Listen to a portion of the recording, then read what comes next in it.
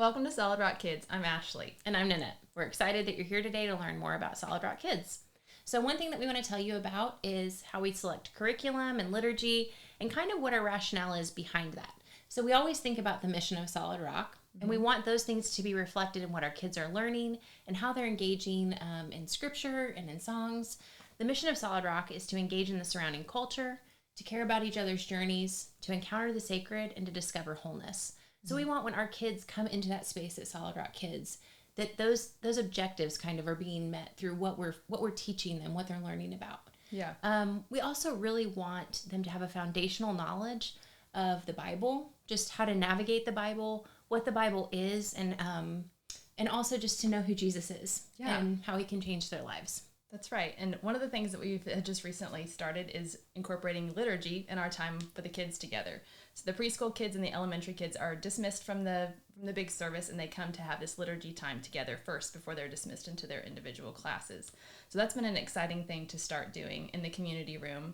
So we have our preschool teachers and elementary teachers leading the different components of this liturgy, and the kids have seemed to really take to it. They absolutely have. It's been surprising. I think when we first said we were going to do this, we thought there would be this few weeks season where kids might not, maybe we were a little bit uncertain about it. But the first week that we did it, they really jumped right in and wanted to keep going with the liturgy. They loved it. And it's the simplified idea of the same sort of thing that their parents are doing in the big service. So I think they feel this ownership, and they feel like they're a part of the church because they are participating in the same sort of thing that their parents are participating in. It helps them to understand what our church is doing and kind of what everybody's doing together. Absolutely.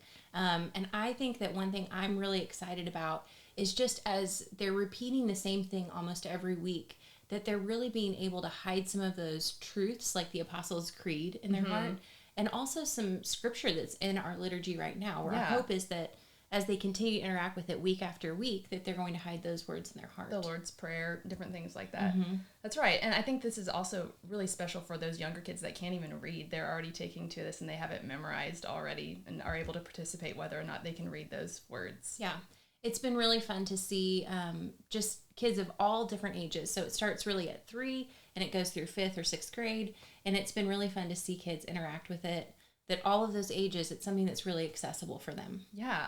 One of the portions of the liturgy that I'm particularly passionate about is the song portion. So we have 2 songs that are built into our liturgy at this point. One song that we're hoping is going to be maybe a little bit more interactive, maybe one with motions.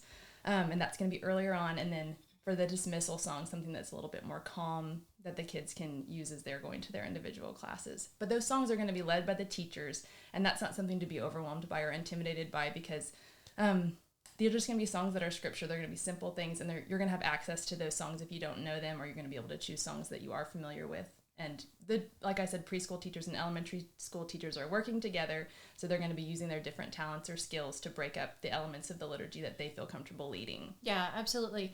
And one thing I think that sometimes I might feel a little bit insecure if I'm doing a part of a service that maybe I don't feel particularly great at. If I'm doing a song and maybe I think, I don't know if I know all of the words, or maybe some of those motions aren't comfortable for me to do. But I think this is a really good reminder for us as teachers that we're teaching kids that perfection is not what God asks of us. He asks for a willing heart. He asks for us to enter into his presence and to give our best. And so I think that we can model as teachers for those kids what it means to have a willing heart and to be excited about who Jesus is, even if we're not the best singer in the room or the best at the motions or whatever it might be. I think it's your level of enthusiasm, your level of energy that you're bringing to the table that the kids really kind of respect, and they're going to match that level. So if you are up there, you're doing the motions and then you're excited about it, the kids are going to get into it, and then you're going to be winning their attention for that song, and you're going to be winning their attention for the rest of the class. That's right. This liturgy portion has already been such a valuable piece of our time together with our kids, and we've seen even in the few weeks that we've done it so far, kind of everyone's calmer when they start their lesson. They're more focused.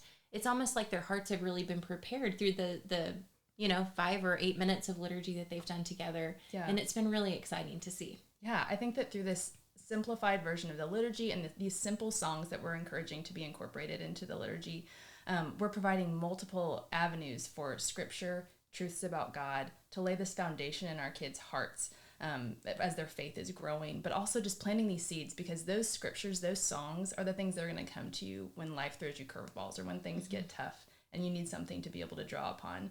We want those things to be the things that the kids have planted deep, those words, those truths, those scriptures about God. Absolutely. We really want our kids to have deep roots and to be able to hold on to Jesus when life isn't exactly what they expect it to be at some point. And we're really excited. We're excited for you to be on this journey with us. We're excited to see how God works in our kids' lives, and just how Solid Rock Kids kind of continues to grow and develop in the coming years. Thank you.